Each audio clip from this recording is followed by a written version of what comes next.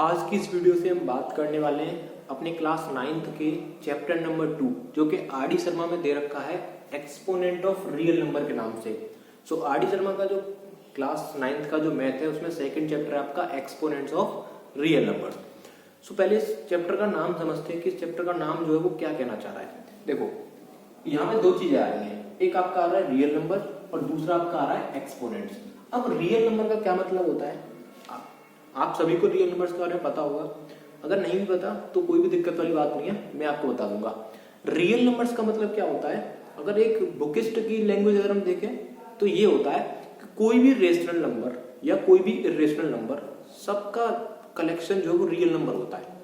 मतलब कि आप कोई भी रेशनल नंबर सोच लो, 1/2 सोच लो या 2 सोच लो या फिर आप 3 सोच लो या -3 सोच लो, कुछ भी कोई भी आप रेशनल नंबर अपने दिमाग में सोच लीजिए वो रियल नंबर होगा। या आप कोई इरेशनल नंबर अपने दिमाग में सोच लीजिए, √5 हुआ, √2 हुआ, आप कोई सा भी नंबर आप सोच लो, जो कुछ भी आप सोच सकते हो except complex number. Complex number क्या होते हैं वो आपको नहीं पता होगा क्योंकि अभी आप क्लास 9th में हो। आप जब क्लास 11th में आ जाओगे तो आपको कॉम्प्लेक्स नंबर के बारे में पता चल जाएगा। तो कॉम्प्लेक्स नंबर को छोड़ के आप कोई भी नंबर सोच लो, चाहे वो आपका इंटीजर हो, चाहे वो आपका रेशनल नंबर हो, चाहे आपका इरेशनल नंबर हो, चाहे वो आपका होल नंबर हो, चाहे वो आपका नेचुरल नंबर हो, कोई सा भी नंबर हो, सब आपके क्या होते हैं, रियल नंबर होते हैं। तो ये था रियल नंबर्स के बारे में। दूसरा जो हमारा इसमें वर्ड है वो है एक्सपोनेंट। एक्सपोनेंट का क्या मतलब होता है, एक्सपोनेंट को दूसरी भाषा में हम पावर भी बोलते हैं। तो सर पावर आप सबको पता है, अगर कोई नंबर है आपके पास 2 तो इसका पावर मैं अगर चाहता हूँ 3 लिखना तो कुछ इस तरह से लिखूंगा। तो ये आपका नंबर क्या है 2 और इसका पावर क्या है 3। ओके, अब हम बात करते हैं, एक्चुअली ये जो वीडियो है हमारी ये केवल इंट्रोडक्टरी वीडियो है। इस वीडियो में हम कुछ भी नहीं पढ़ेंगे, बस थोड़ा सा इस चैप्टर के बारे में हम एक ओवरव्यू लेंगे कि इस चैप्टर में हम पढ़ने क्या वाले हैं, जिससे कि आपको आने वाली वीडियोस में पता चल जाएगा कि हम आने वाली वीडियोस जो हमारी किस किस टॉपिक पर होंगी। तो ये केवल एक इंट्रोडक्टरी वीडियो है, ठीक है। तो यहाँ पे एक्सपोनेंट ऑफ रियल नंबर ये जो चैप्टर है इसको 2 पार्ट में डिवाइड कर रहा हूँ मैं इस चैप्टर को 2 पार्ट में डिवाइड कर रहा हूँ। तो सर इसमें एक्सपोनेंट जो होती है, एक्सपोनेंट मतलब पावर। अगर किसी को एक्सपोनेंट वर्ड सुनने में दिक्कत हो रही है, कुछ मतलब घबराहट हो रही है, तो वो पावर समझ सकता है इससे। तो यहाँ पे क्या बात कर रहा हूँ मैं, exponent of real number chapter को हम 2 पार्ट में पढ़ेंगे। पहला आपका आता है पॉजिटिव एक्सपोनेंट, पहला आपका आता है पॉजिटिव एक्सपोनेंट। दूसरा जो हमारा पार्ट होगा वो होगा, पहला जो हमारा पार्ट होगा वो होगा इंटीग्रल एक्सपोनेंट्स, इंटीग्रल एक्सपोनेंट। और दूसरा जो हमारा पार्ट होगा वो होगा रेशनल एक्सपोनेंट, रेशनल एक्सपोनेंट।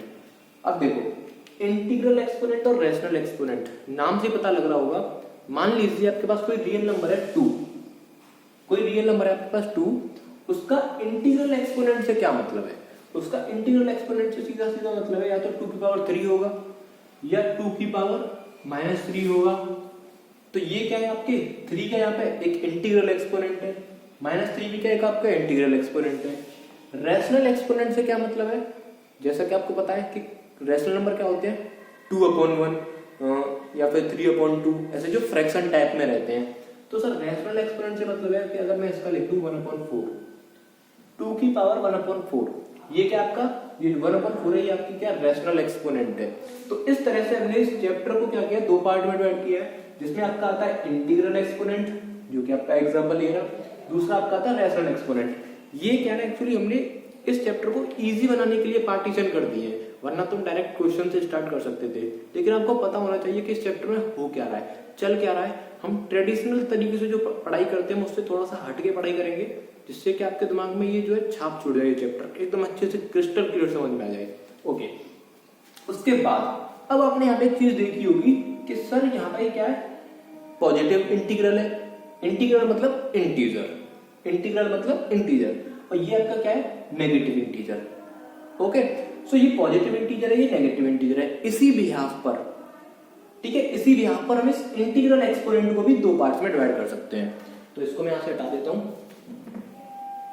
सो जैसा कि हमने देखा कि एक्सपोनेंट 2 तरह की हो सकती है, इंटीग्रल एक्सपोनेंट और आपका रेशनल एक्सपोनेंट।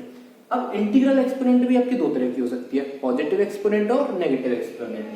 तो यहाँ पे मैं लिख देता हूं पॉजिटिव एक्सपोनेंट और आपका क्या होता है नेगेटिव एक्सपोनेंट। इसका एग्जांपल मैंने अभी आपको दिया था 2 की पावर 3, इसका एग्जांपल मान लेते हैं 2 की पावर -4 और इसका एग्जांपल तो आपको पता ही है, लेट्स से 64 का पावर 1/4, कुछ भी मैंने ऐसे लिख लिया।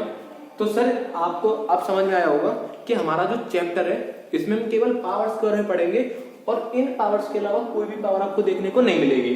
या तो आपको पॉजिटिव एक्सपोनेंट मिलेगा देखने को, या आपको नेगेटिव एक्सपोनेंट देखने को मिलेगा, या आपको रैशनल एक्सपोनेंट देखने को मिलेगा। इसी के बेसिस पर हम कुछ लॉज पढ़ेंगे, लॉज ऑफ एक्सपोनेंट, जिनको आप क्या कहते हो फॉर्मूलेज। जैसे कि आगे बताऊंगा a की पावर m इंटू a की पावर n, a की पावर m प्लस n हो जाता है। तो ये सारे फॉर्मूलेज जो भी हम जो है पढ़ेंगे। उसके बाद आर.डी. शर्मा में एक एक्सरसाइज दे रखी है इस चैप्टर के ऊपर, उस एक्सरसाइज को हम पूरा डिस्कस करेंगे। सो ये था हमारा इंट्रोडक्टरी वीडियो, आई होप आपको समझ में आया होगा। देखो एक चैप्टर को स्टार्ट करने से पहले हमें ये समझाना जरूरी होता है कि उस चैप्टर में पढ़ने क्या वाले हैं, जिससे कि हमारे अंदर एक उत्साह बढ़े कि भाई हाँ हम कुछ नया पढ़ने वाले हैं। सो आज की इस वीडियो में इतना ही, मिलते हैं नेक्स्ट वीडियो में। अगर आपको वीडियो अच्छी लगी हो प्लीज वीडियो को लाइक जरूर कर देना। तब तक के लिए टाटा बाय बाय।